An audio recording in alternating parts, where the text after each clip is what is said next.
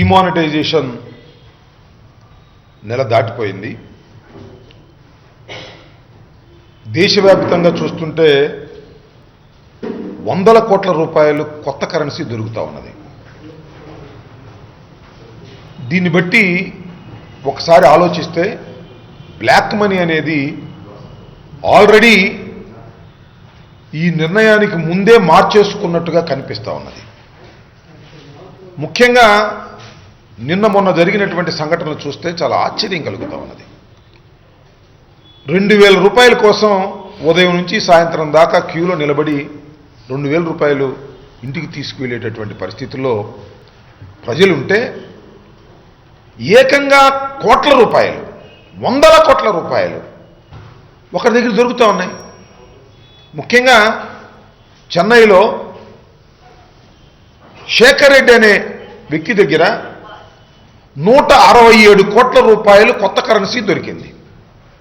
130 కోట్ల రూపాయలు బంగారం దొరికింది. ఇంకా సోదాలు జరుగుతున్నాయి. ఉదయం కూడా కొన్ని కోట్లు దొరికాయని తెలిసింది.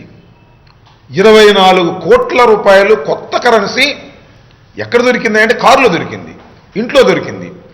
ఇది సిబిఐ వారు సోదాల వల్ల దొరికింది. ఇంకా దొరకనటువంటి సొమ్ము ఎంత ఉందో ఎవరికీ తెలియదు. ఎందుకు ఈ ఉదాహరణ నేను చెప్తున్నానంటే, ఈ శేఖర్ రెడ్డి అనే వ్యక్తి టీటీడీ బోర్డు మెంబర్. ఈ టీటీడీ బోర్డు మెంబర్గా వేసింది గౌరవ ముఖ్యమంత్రి నారా చంద్రబాబు నాయుడు గారు. ఇన్ని కోట్ల రూపాయలు ఒక్క శేఖర్ రెడ్డి గారే సేకరించి ఉంటాడని అనుకుంటే చాలా పొరపాటు. దీని వెనకాల పెద్ద ర్యాకెట్ ఉండి ఉంటుంది. దీని వెనకాల ప్రభుత్వాలు ఉండి ఉంటాయి. దీని వెనకాల పెద్దలు ఉన్నారు. కాబట్టే ఇంత తక్కువ సమయంలో ఇన్ని వందల కోట్ల రూపాయలను ఆయన కొత్త కరెన్సీని సేకరించగలిగాడు అంటే ఇది ఒక కాంట్రాక్టరు, ఒక వ్యాపారస్తుడు వల్ల అయ్యేటటువంటి పని కాదు అనేది ఏమాత్రం కామన్ సెన్స్ ఉపయోగించినా మనకు అర్థమవుతుంది.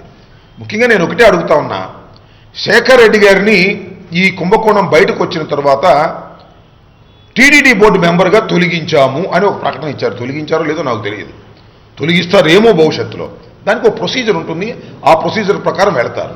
తొలగించకపోతే అది చంద్రబాబు నాయుడు గారికి చెడ్డ పేరు వస్తుందనేటువంటి భయంతో ఆయన తొలగించే కార్యక్రమాలు ప్రారంభించారు. నేను ఒక్కటే చంద్రబాబు నాయుడు గారిని, ఈ ప్రభుత్వాన్ని అడుగుతా ఉన్నా, ఆయన ఎందుకు వేశారు?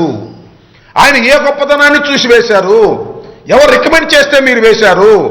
ఖచ్చితంగా నాకు తెలిసిన సమాచారం ప్రకారం 100 కోట్ల రూపాయలు లోకేష్ బాబు గారు ఆయన దగ్గర తీసుకొని టీటీడీ బోర్డు మెంబర్గా రికమెండ్ చేస్తే చంద్రబాబు నాయుడు గారు సంతకం పెట్టారు. టీటీడీ బోర్డు చైర్మన్ కానీ మెంబర్స్ కానీ ఖచ్చితంగా ముఖ్యమంత్రి గారి పర్యవేక్షణలో జరిగేటటువంటి సభ్యత్వాలు తప్ప ఎవరో రికమెండ్ చేస్తే వచ్చేవి కాదు. రికమెండేషన్ తీసుకోవచ్చు. కానీ మీరు శేఖర్ రెడ్డిని తమిళనాడు కోటాలో ఇచ్చారో, ఎందుకు ఇచ్చారు, ఎలా ఇచ్చారో సమాధానం చెప్పవలసినటువంటి బాధ్యత చంద్రబాబు నాయుడు గారి మీద ఉందని మనం చేస్తున్నాం.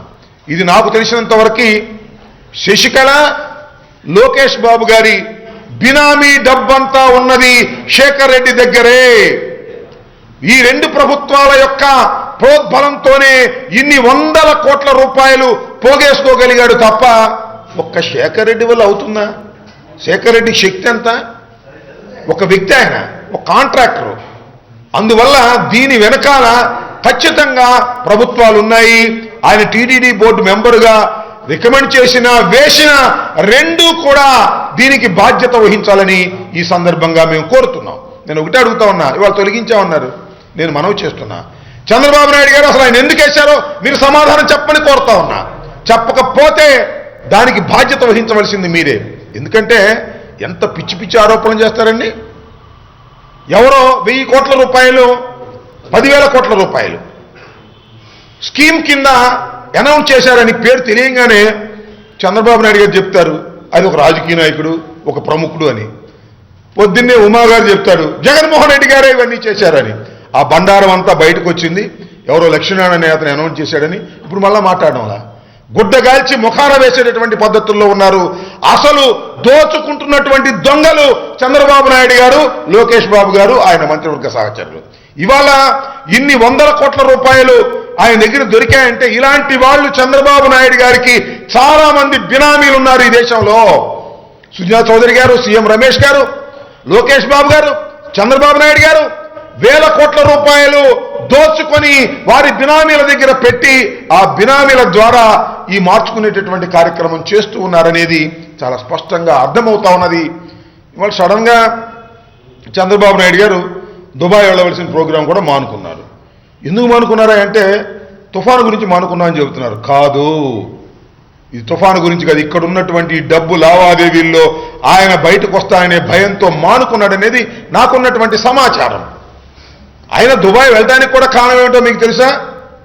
అక్కడ మొన్న షెట్టి గ్రూప్కి ఇక్కడ భూములు ఇచ్చారు, అతి కారు చౌకగా భూములు ఇవ్వడం జరిగింది.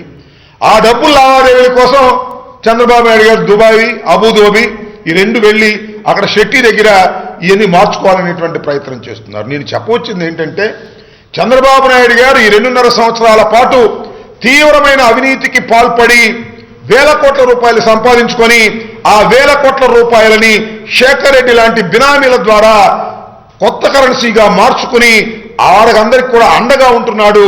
వాళ్ళ బినామీలు తప్ప మరొకరు కాదు, ఇంకా అనేక మంది బినామీలు బయటకు వచ్చేటటువంటి అవకాశం ఉంది చంద్రబాబు నాయుడు గారికి. ఈ బినామీలందరూ కూడా ఉన్నారని ఈ సందర్భంగా నేను చెప్పదలుచుకున్నా. ఇక ఏకాడికి జగన్మోహన్ రెడ్డి గారి మీద ఇలాంటి అపోహలు సృష్టించడానికి ప్రయత్నం చేసేటటువంటి చంద్రబాబు నాయుడు గారు ఇప్పుడు సమాధానం చెప్పవలసినటువంటి అవసరం ఉన్నది. మోడీ గారు కూడా మరి ఎందుకు వేశారో తెలియదు కానీ దొంగకు తాళాలు ఇచ్చినట్టుగా ఈ డిమానిటైజేషన్ తర్వాత వచ్చినటువంటి ఫలితాలన్నింటినీ కూడా మరి దాని మీద సమీక్ష చేయడానికి చంద్రబాబు నాయుడు గారిని కన్వీనర్ చేశారు. ఆ కన్వీనర్ హోదాలో ఈ దేశంలో ఆయన డబ్బంతా కూడా బ్లాక్ మనీని వైట్ మనీ చేసుకునేటువంటి కార్యక్రమాలకి శేఖర్ రెడ్డి లాంటి వారు చాలా మందిని అపాయింట్ చేసుకుని ఆయన ఈ కార్యక్రమం చేస్తున్నాడు. దీనికి ఖచ్చితంగా చంద్రబాబు నాయుడు గారు సమాధానం చెప్పాలి. తొలగించడం కాదు శేఖర్ రెడ్డిని ఎందుకు వేశారు, ఎలా వేశారు టీటీడీ బోర్డు మెంబర్గా సమాధానం చెప్పవలసినటువంటి బాధ్యత ఖచ్చితంగా చంద్రబాబు నాయుడు గారి మీద ఉంది. దానికి సమాధానం చెప్పవలసిందిగా వైఎస్ఆర్ కాంగ్రెస్ పార్టీ డిమాండ్ చేస్తున్నది. వేల కోట్ల రూపాయలు దోచుకున్నటువంటి చంద్రబాబు నాయుడు గారు ఈ కార్యక్రమాలకన్నిటికీ కూడా పురిగొల్పుతూ ఉన్నారనేది మా అభియోగం. దానికి సమాధానం చెప్పవలసిందిగా వైఎస్ఆర్ కాంగ్రెస్ పార్టీ డిమాండ్ చేస్తూ ఉన్నది.